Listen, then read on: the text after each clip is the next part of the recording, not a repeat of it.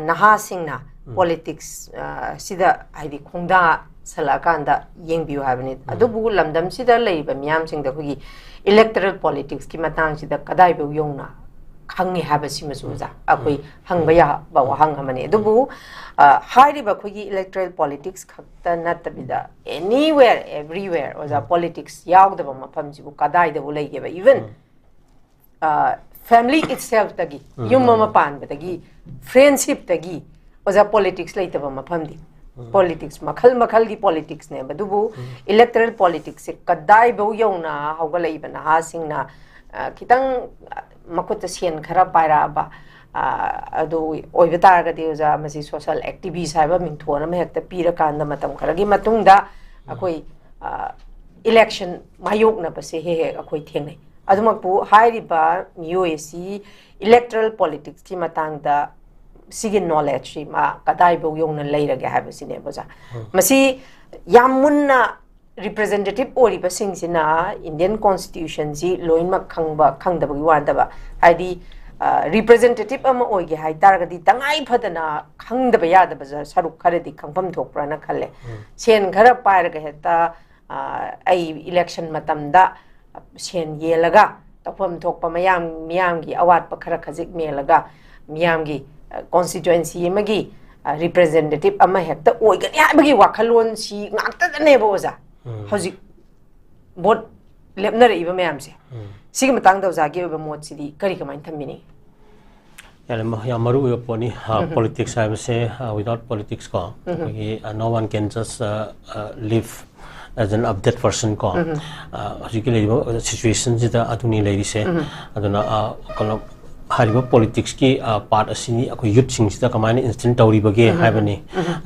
politics si makhan adum ko international politics then national level ki politics lai ba ko amagi politician ki ideology leijaba adagi samai tawdana hariba mayam sing asiki yamna clarity si laina background si laina ko youth sing si pukhat pam sangi haibani ngasi akoi ki maruina soiri ba si hoi akoina leader ngata da akoina taisen base masisu agoi agana sumde mam isana isa da taisen bani isana khangi ba mihutu aina aga yamna amuk kana tawraga di madu ai isabu kana saijaba haiba tare ko overall yang kan da ikoi yoriba kana se electors mayam id ka sai voters mayam sing mogi 11 sing se masidi da akoina awareness yaudabra then present education system jina madu address tawdabra about kana ki politics matam da ko matang da ko Manamaduna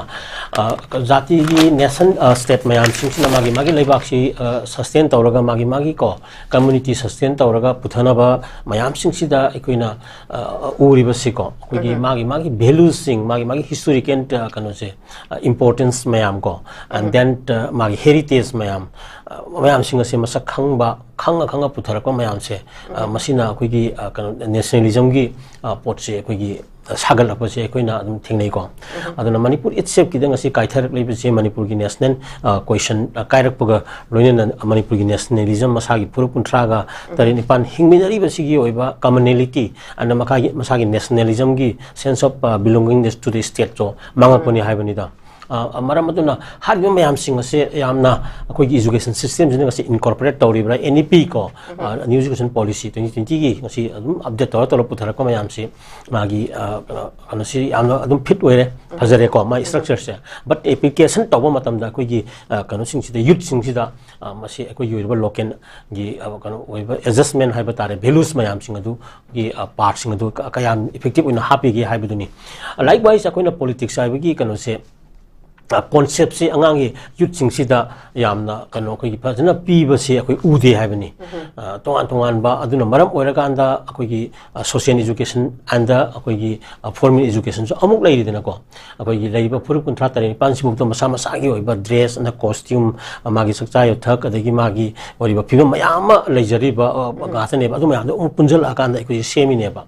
aduna unity in diversity itself india da paliba se manipur da akoi ne amungan na sahili sangsina la abane Sigo mayam si kaithara ka mayam singi understanding kamana sar ka dagi yabse masigi oiba pot mayam si masi akoi gi angang sing sida mami tahan ba adu mayam sing adu gi तंगाई फदब मयाम की importance मयाम जो youth की mindset से पीर कान माना हयेंग political leader अमा ओइर कान हारिबा values मयाम दो ngakpa ngambagi kanoma mangon phahol ka dong neba adu phawbagi lambi da changchal akan da neba magi je right full politician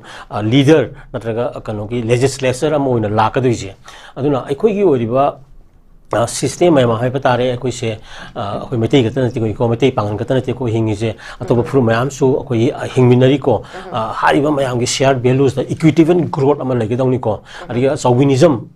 chauvinism metei ni majority wera haraga magi pongthok chongthok pa ko adu go mayam se koi lairoi dong ni ko adagi amuk minority sing sina amuk su masa da irrational minority complexity sana ge fru apik pani har kana always kana minority si samaina lana khangan gan ni magi oiba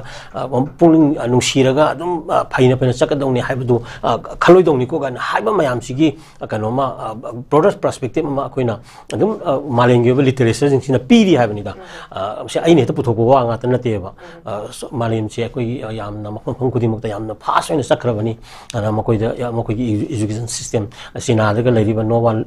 to leave behind ko single angang ama ba da larik tamna lai hobaji yadabgi mission nama sangiba ko ada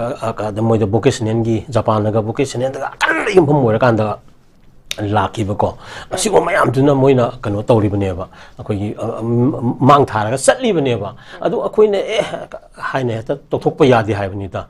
aduna adu civilization gi mataw do akoi tamba sangi aduna manipur gi ori ba values community mayam gi importance gi akoi mayam gi hingmin ba adagi akoi gi leri ba tangai phada ba territory ngak pa gi oi ba posak akoi gi kano ni even IUCN jo hari dana akoi se Indo Bangla hotspot region da lei ba green gold hingim ni lots of resources mayam na hojiki multinational corporation then national corporation mayam na donor gi khutang daga resource mayam hona ba langna ba khona ba lei dina ko samaina charang halaga lainaraga mafam ji protection ji da ama free movement ga si laina handra kan da last resource mayam ji honto konjin tawba nungai na ba ne ba tawri ba khot mayam se sigum mayam la ka dori ba se should be conscious ko by the very political leaders khanga dong ne ba so at first akoi voters mayam sing ase masi gi social education am su change ba akoi na karma person bu rightful person oiduino haiba matam da akoi gi issues akoi gi resources akoi gi leiba kana mayam integrity gi wapam question mayam sing ase da fazana understand tauba ngamba misak ama khanba ngamba praja gi level am change haiba sineba chi consensus akoi leigada bani aduna hoji hariba ko JCB kara leiraga kano khara leiba gi level am khakta hausu mami ta ba se masi ai nuaite maramuduna piriba candidates sing exception na masi su hana khanganingi and then voters mayam sing sina su masi tangai phadaba se koi kano khanga kanda hojikti kano well lan thum mayam na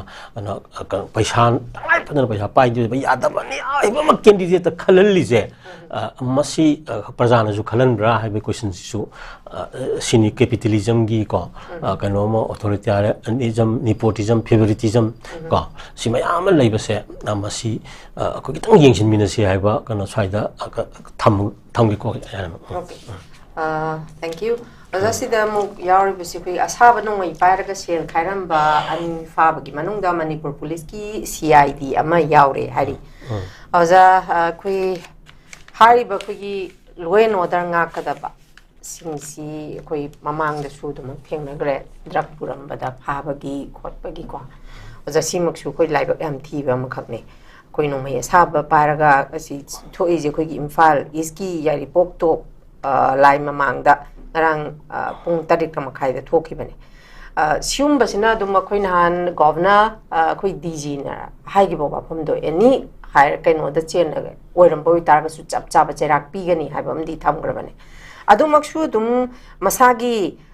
sumaina monthly salary ma su phangi ba adumak oi tar ga su power masagi kaino se season na kanda chen khai gani ga haba gi sigum ba kaino thoklap pasina su dum laibak ta sigi issue si ma su za laita ba dinate dumak lairi ba sigi extortion gi kaino si ma su sida ko gi law and order khutta pari ba ma ko yausal pa haba si na su amuk yana khudong tiningai jum ori ba si ka tana tana ko drug ki kari ki kara da su chena ba gi wafam si ha na su dum laikre sigum ba sumak thoklai ba si oza ta sengna kari haini hena life yamna luxurious oina hingning pa natragana kari karamba wakhalon dagi ꯂꯥꯛꯏꯕꯅꯣ ꯍꯥꯏꯕꯒꯤ ꯃꯇꯥꯡꯁꯦ ꯁꯤ ꯑꯣꯖꯥ ꯐꯥꯕꯒꯤ ꯑꯃꯨꯛ ꯐꯔꯤꯕꯅꯦꯕ ꯅꯠꯇ ꯇꯥꯔꯒꯗꯤ ꯇꯧꯔꯤꯕ ꯊꯕꯛꯁꯤꯅꯗꯤ ꯑꯍꯥꯟꯕꯁꯨ ꯑꯣꯏꯔꯝꯅꯤ ꯍꯥꯏꯕꯒꯤ ꯊꯥꯖꯕꯗꯤ ꯂꯩꯇꯦ ꯐ꯭ꯔꯤꯀ꯭ꯋꯦꯟꯂꯤ ꯇꯧꯔꯛꯑꯕ ꯃꯇꯨꯡꯗ ꯐꯥꯕ ꯑꯣꯏꯔꯝꯒꯗ꯭ꯔꯥ ꯍꯥꯏꯕꯒꯤ ꯆꯤꯡꯅꯕꯁꯨ ꯂꯩ ꯃꯁꯤꯃꯛꯅ ꯑꯗꯨꯃꯛ ꯃꯤꯌꯥꯝꯅ ꯑꯩꯈꯣꯏꯒꯤ ꯁ꯭ꯇꯦꯠ ꯐꯣꯔꯁꯁꯤꯡꯗ ꯂꯣ ꯑꯦꯟꯐꯣꯔꯁꯃꯦꯟꯁꯤꯡꯗ ꯊꯥꯖꯕꯒꯤ ꯆꯥꯡꯁꯤꯁꯨ ꯅꯣꯡꯃ ꯅꯣꯡꯃꯒꯤ ꯍꯟꯊꯔꯛꯄꯒꯤ ꯀꯩꯅꯣꯝꯃꯈꯛꯁꯨ ꯂꯩꯔꯤꯕ ꯑꯣꯖꯥ ꯁꯤ ꯀꯃꯥꯏꯅ ꯌꯦꯡꯕ ꯌꯥꯏ ꯑꯣꯖꯥ ꯀꯩꯅꯣꯅꯤ ꯃꯃꯥꯡꯒꯤ ꯑꯗꯨꯝ ꯃꯔꯤ ꯂꯣꯏ ꯂꯩꯅꯤꯀꯣ ꯀꯣꯂꯦꯞꯁ ꯍꯥꯏꯕ ꯇꯥꯔꯦ ꯍꯧꯖꯤꯛ ꯂꯩꯔꯤꯕ ꯑꯩꯈꯣꯏ ꯁꯤꯆꯨꯋꯦꯁꯟꯁꯦ ꯑꯗꯨꯅ ꯃꯁꯤꯗꯒꯤ ꯑꯐꯕ ꯄꯣꯠ ꯑꯃꯇꯪ ꯊꯣꯛꯂꯛꯏꯀꯣ ꯑꯩꯈꯣꯏꯒꯤ ꯄꯣꯠꯊꯣꯛ ꯃꯌꯥꯝꯁꯦ ꯃꯔꯝꯗꯤ ꯗꯦꯃꯣꯀ꯭ꯔꯦꯁꯤ ꯆꯠꯄ ꯂꯩꯕꯥꯛꯁꯤꯗ ꯌꯥꯝꯅ ꯐꯖꯔꯕ ꯁꯣꯁꯤꯌꯦꯂꯤꯖꯝꯒꯤ ꯑꯣꯏꯕ ꯀꯟꯁꯦꯞ ꯃꯌꯥꯝ ꯑꯃ ꯑꯩꯈꯣꯏꯗꯀꯣ ꯑꯗꯨ ꯃꯌꯥꯝꯗꯨ ꯄꯨꯟꯅ ꯍꯤꯡꯃꯤꯟꯅꯕ ꯄꯨꯟꯅ ꯆꯥꯃꯤꯟꯅꯕ ꯄꯨꯟꯅ ꯆꯥꯎꯈꯠꯃꯤꯟꯅꯕꯒꯤ ꯀꯟꯁꯦꯞꯁꯤ ꯃꯥꯡꯗꯅ ꯑꯗꯨꯒꯨꯝꯕ ꯒꯕꯔꯃꯦꯟ ꯑꯃ ꯂꯩꯕ ꯉꯝꯗꯗꯅ ꯉꯁꯤ ꯄꯤ ꯑꯥꯔ ꯂꯩꯔꯤꯅ ꯄ꯭ꯔꯁꯤꯗꯦꯟ ꯔꯨꯜꯅꯀꯣ ꯄ꯭ꯔꯁꯤꯗꯦꯟ ꯏꯠꯁꯦꯞꯁꯤ ꯃꯔꯨꯑꯣꯏꯅ ꯗꯤꯐꯦꯟꯁ ꯔꯣꯝꯗ ꯈꯔ ꯍꯦꯟꯅ ꯕꯦꯁ ꯇꯧꯕ ꯄꯣꯠ ꯑꯃꯅꯤꯀꯣ ꯑꯗꯨꯅ ꯁꯤ ꯃꯌꯥꯝꯁꯤ ꯂꯩꯕ ꯁꯤꯁꯇꯦꯝ ꯑꯃꯒꯤ ꯃꯅꯨꯡꯗ ꯂꯩꯕꯅꯤ ꯁꯤꯒꯨꯝꯕꯁꯤ ꯑꯗꯨꯝ ꯀꯩꯅꯣꯅꯤ ꯏꯚꯟ ꯄ꯭ꯔꯁꯤꯗꯦꯟ ꯔꯨꯜ ꯃꯁꯥꯃꯛ ꯑꯩꯈꯣꯏ ꯁꯤꯗ ꯂꯥꯛꯏꯕꯒꯁꯦ ꯃꯁꯤ ꯑꯩꯈꯣꯏꯅ ꯉꯁꯥꯏꯒꯤ ꯄꯣꯂꯤꯇꯤꯀꯦꯜ ꯕꯦꯛꯒ꯭ꯔꯥꯎꯟ ꯃꯌꯥꯝꯗ ꯁꯦꯡꯍꯧꯗꯕꯗꯨꯅꯅꯦꯕ ꯗꯦꯃꯣꯀ꯭ꯔꯦꯁꯤꯒꯤ ꯃꯆꯠ ꯃꯌꯥꯝ ꯑꯗꯨ ꯄ꯭ꯔꯥꯛꯇꯤꯁ ꯇꯧꯍꯧꯗꯕꯗꯨꯅꯅꯦꯕ ꯑꯗꯨꯅ ꯁꯤꯒꯨꯝꯕꯁꯤ ꯌꯥꯝ ꯇꯣꯏ ꯊꯣꯛꯂꯛꯈꯤꯅꯤ ꯍꯟꯗꯛꯀꯤ ꯏꯚꯟ ꯑꯩꯗꯤ ꯉꯔꯥꯡ ꯅꯍꯥꯟ ꯆꯨꯝꯕ꯭ꯔꯥ ꯁꯕꯖꯦꯛ ꯇꯨ ꯀꯔꯦꯛꯁꯟ ꯑꯦꯋꯥꯔꯗ ꯄꯤꯕꯗꯐꯥꯎꯗ ꯏꯟꯗꯤꯄꯦꯟꯗꯦꯟꯁꯀꯤ ꯑꯦꯋꯥꯔꯗ ꯄꯤꯕꯗꯐꯥꯎꯗ ꯀꯩꯅꯣ ꯌꯥꯎꯔꯝꯕ ꯗ꯭ꯔꯒ ꯐꯥꯈꯤꯕ ꯀꯦꯁ ꯆꯦꯟꯅꯕ ꯌꯥꯎꯏ ꯀꯥꯏꯅ ꯍꯥꯏꯈꯤꯕꯁꯨ ꯑꯗꯨꯝ ꯌꯥꯎꯈꯤ ꯃꯥꯜꯂꯦꯀꯣ ꯍꯦꯜꯂꯤꯃ ꯑꯩꯈꯣꯏꯒꯤ ꯀꯩꯅꯣ ꯑꯦꯋꯥꯔꯗ ꯄꯤꯕꯗ ꯑꯗꯨꯅ ꯁꯤꯒꯤ ꯑꯣꯏꯕ ꯀꯩꯅꯣ ꯃꯌꯥꯝꯁꯤꯡ ꯑꯁꯤ ꯉꯁꯥꯏꯒꯤ ꯃꯥꯏꯟ ꯁꯦꯠꯁꯦ ꯀꯩꯅꯣ ꯃꯁꯤꯗꯩꯗ ꯑꯩꯈꯣꯏ ꯃꯦꯇꯔꯤꯌꯦꯂꯤꯖꯝꯒꯤ ꯄꯣꯠꯁꯛꯁꯤꯗ ꯏꯁꯥꯒꯤ ꯄꯣꯠꯊꯣꯛ ꯃꯥꯔꯛꯁꯅ ꯑꯗꯨꯝ ꯍꯥꯏꯔꯝꯃꯤꯗꯅ ꯀꯟꯖꯨꯝ ꯑꯣꯡꯂꯤ ꯋꯥꯠ ꯌꯨ ꯀꯦꯟ ꯄ꯭ꯔꯗ꯭ꯌꯨꯁ ꯀꯥꯏꯅ ꯈꯤꯇꯪ ꯑꯩꯈꯣꯏꯁꯤ ꯂꯩꯔꯤꯕ ꯂꯦꯚꯦꯜꯁꯤꯒ ꯆꯥꯟꯅꯅ ꯗꯤ ꯀ꯭ꯂꯥꯁ ꯇꯧꯕ ꯑꯃꯈꯛ ꯑꯩꯈꯣꯏ ꯆꯪꯖꯕ ꯑꯃ ꯆꯪꯉꯦꯕꯀꯣ ꯑꯩꯈꯣꯏꯅ ꯂꯩꯔꯤꯕ ꯑꯩꯈꯣꯏꯒꯤ ꯑꯩꯒꯤ ꯏꯁꯥꯒꯤ ꯄꯣꯠꯊꯣꯛꯁꯤ ꯀꯔꯤꯅꯣ ꯑꯗꯒꯤ ꯏꯁꯥꯒꯤ ꯂꯟꯁꯤꯅ ꯀꯔꯤꯅꯣ ꯍꯥꯏ ꯀꯥꯟꯗ ꯃꯄꯥꯟꯒꯤ ꯑꯣꯏꯔꯤꯕ ꯏꯟꯐ꯭ꯂꯨꯌꯦꯟꯁ ꯃꯌꯥꯝ ꯑꯃ ꯂꯥꯛꯄꯁꯤꯗ ꯉꯁꯥꯏ ꯍꯥꯏꯗꯣ ꯑꯔꯪ ꯑꯔꯥꯛꯇ ꯈꯤꯇꯪ ꯂꯨꯅ ꯃꯌꯥꯝ ꯃꯥꯡꯗ ꯁꯣ ꯇꯧꯔ ꯍꯤꯡꯅꯤꯡꯕꯀꯣ ꯑꯗꯨꯅ ꯑꯩꯈꯣꯏꯅ ꯇꯣꯏꯅ ꯇꯉꯥꯏ ꯐꯗꯕꯗ ꯑꯗꯨꯝ ꯁꯤꯖꯤꯟꯅꯒꯗꯕꯅꯤ ꯑꯀꯦ ꯑꯃꯧꯒꯤ ꯄꯣꯠꯁꯤꯡꯁꯦ ꯌꯥꯔꯤꯈꯩ ꯑꯩꯈꯣꯏꯒꯤ ꯑꯣꯖꯥ ꯃꯁꯤꯗ ꯃꯔꯛ ꯑꯃꯨꯛꯇꯪ ꯊꯠꯂꯒ ꯑꯣꯖꯥ ꯃꯁꯤꯗ ꯌꯦꯡꯕ ꯌꯥꯔꯤꯁꯤ ꯃꯈꯣꯏꯒꯤ ꯋꯦ ꯑꯣꯐ ꯔꯤꯀ꯭ꯔꯨꯏꯠꯃꯦꯟꯁꯤ ꯁꯣꯏꯈ꯭ꯔꯕ꯭ꯔꯥ ꯀꯁꯝ ꯂꯧꯕꯗ ꯀꯃꯥꯏꯅ ꯂꯧꯈꯤꯒꯦ